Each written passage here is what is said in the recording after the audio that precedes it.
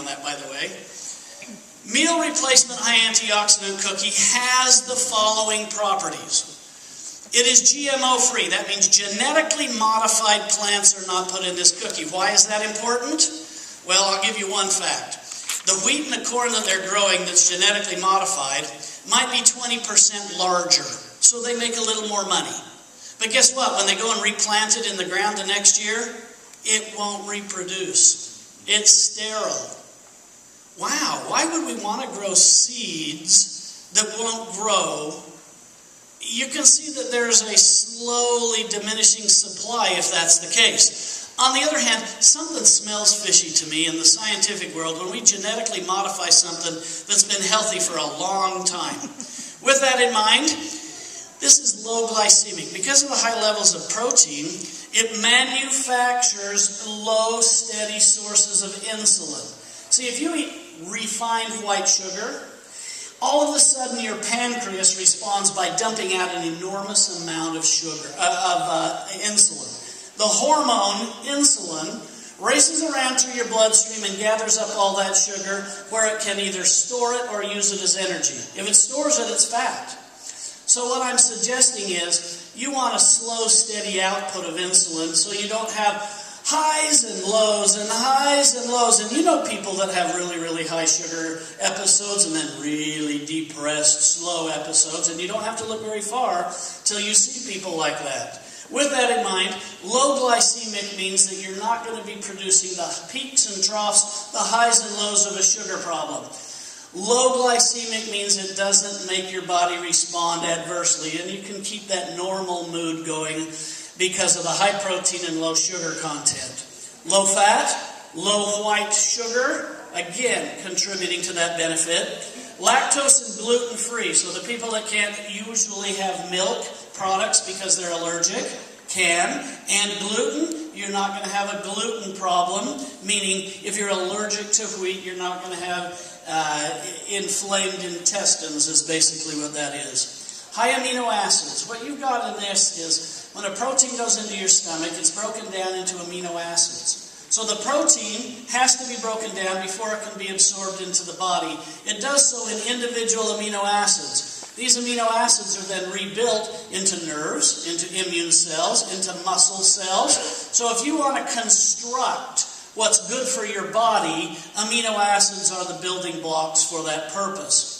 No preservatives or additives, fortified with vitamins and minerals. So you've got vitamins, you've got minerals, you've got protein, you've got the bad out, the good in. Starting to sound good because it tastes real great too, right?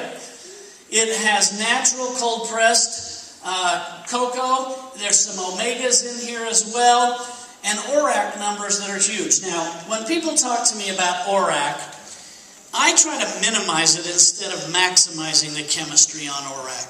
ORAC is simply a measurement of how many antioxidants are in your body. And the higher the number, the better the antioxidant. The better the number of antioxidants, the more free radicals that you're eliminating. Simple. ORAC stands for oxygen radical absorbance capacity. Why? That's a test they give to see how much of your antioxidant will absorb how much of the free radicals in a laboratory's test. I'm not a petri dish, so you know what? I just want to know how many antioxidants are going to help me. Now, flavonoids are basically a naturally occurring, colorful antioxidant that works specifically in the arteries. That means it's going to work on what part of your body? All of it. Good point. Heart, artery, I heard all the right answers. All of it. Anywhere your circulation goes, it will work on that plumbing. That's a lot of tubes, isn't it? How many tubes, if we took all of your veins and all of your arteries and pulled them out of your body, how many arteries and veins would you have? How about 60,000 miles? Wow, we could wrap it around the earth 3 times. That's a whole lot of tubes, isn't it? Now, wouldn't it be smart to take care of the inside lining of all those tubes? Because a little bit of fat, a little bit of bacteria, a little bit of yeast, anything that could be in there could damage them. If they clog, they deprive that organ of blood flow.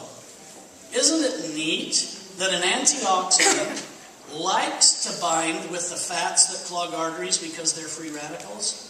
likes to take them apart one atom at a time, likes to peel them up. That doesn't mean they'll get fixed overnight, but you're moving in a good direction, and you've heard the stories.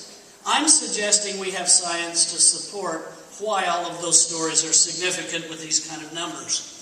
Ingredients. So if I pick up the label and I hold it up and the first thing someone says is, what do you think? I'm going to look at the ingredients. Here's some of the most important ones. Now, when you hold your label up, and I've got like 3 things going on here at once.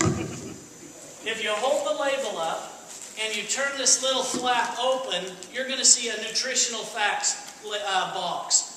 This tiny, tiny little writing on the side here, that's the ingredient list. So, if you can't read it, you need our product. So now, if you can't read it, there's some free radical damage going in your eyes, so we can do that whole backup thing. Anyways, here's some of the most important ingredients that are on that list.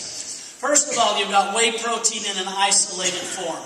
See, all proteins are not created the same. Whey protein is the one that's been identified as the most beneficial for humans. And if you isolate it, that means that they run it through an exchange device that is charged with a positive or a negative charge, and it draws out the bad parts, the fats, the allergens, and it leaves you with a pure form of whey protein without the fats or the allergens that might have been in there. So it's the most purified and clean.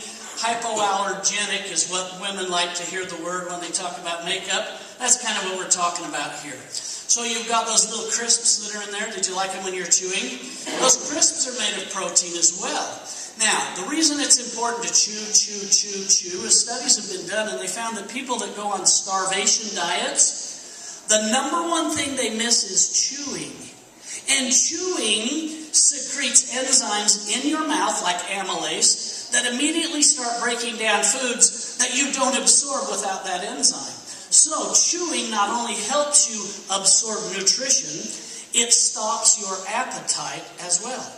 They've proven that about 50 chews, I'm not like that, you just sit and chew, not talking, but chewing curbs appetite. And people that didn't chew, that just took drinks or just took like no chewing diets, were craving food more. So the chewing process is significant, and the crisps are in there to help that satiation of the chewing feeling. Lecithin is in there, another one of my favorite ingredients, because it's brain food. It goes into your bloodstream, flows through your bloodstream into your brain, and you know how muscles use sugars to contract and expand? Well, lecithin is used as an ingredient that will help feed your brain and make the neurons function better. In addition,